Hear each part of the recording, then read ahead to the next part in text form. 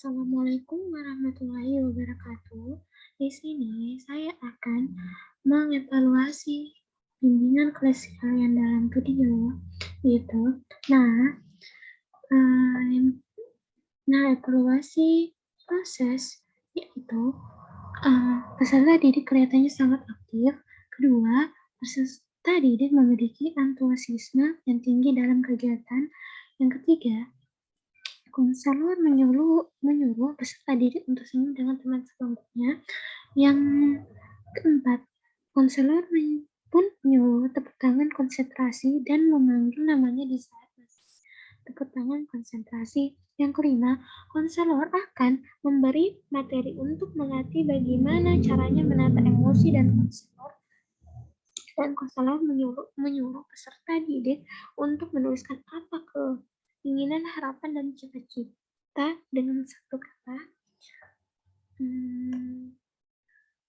Nah, emosi bukan cuma marah, sedih, ceria, jadi semua perasaan kita rasakan dalam hati kita kompres dan menolak.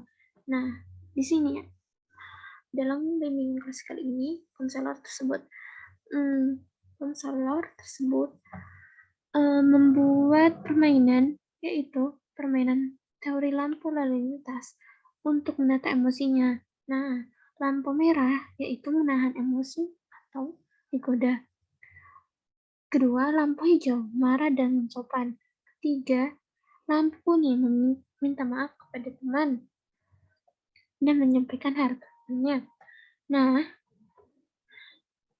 di sini para peserta didik memulai permainannya dan menyampaikan apa saja yang terpendam selama ini, baik yang digoda ataupun yang menggodanya. Setelah sampai di lampu kuning, akan meminta maaf dan menyampaikan harapan-harapannya kedepannya, dan yang rasakan selama permainan ini merasa lebih lega dan teman-temannya apa yang dirasakan teman-temannya.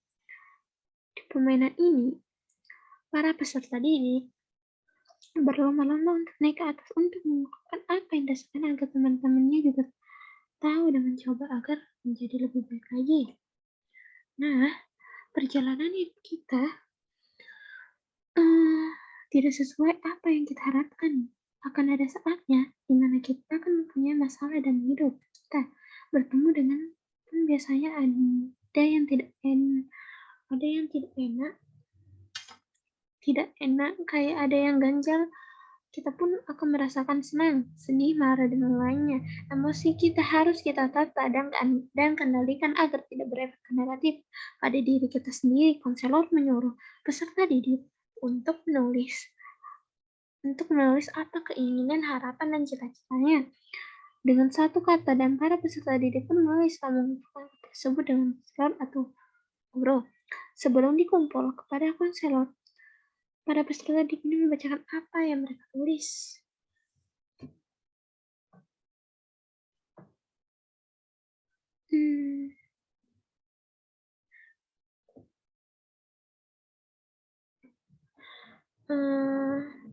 Nah, evaluasi hasil. Dalam permainan ini, peserta didik sangat aktif mengikuti permainan ataupun kegiatan kali ini. Dari konselor dan para peserta didik bisa mengungkapkan unek-uneknya selama ini yang mereka pendam agar teman-teman lain juga bisa mengerti keadaan yang agar tidak semena-mena dengan yang lain, misalnya kerja tugas bersama, bukan hanya menyalin lalu selesai tugas. Lalu menjadi lebih baik ke depannya untuk persamaan para peserta didik merasakan lega karena sudah mengungkapkan apa yang mereka pendam selama ini. Kalau kita pandai menata emosi kita atau kita pasti jalan hidup kita akan selamat.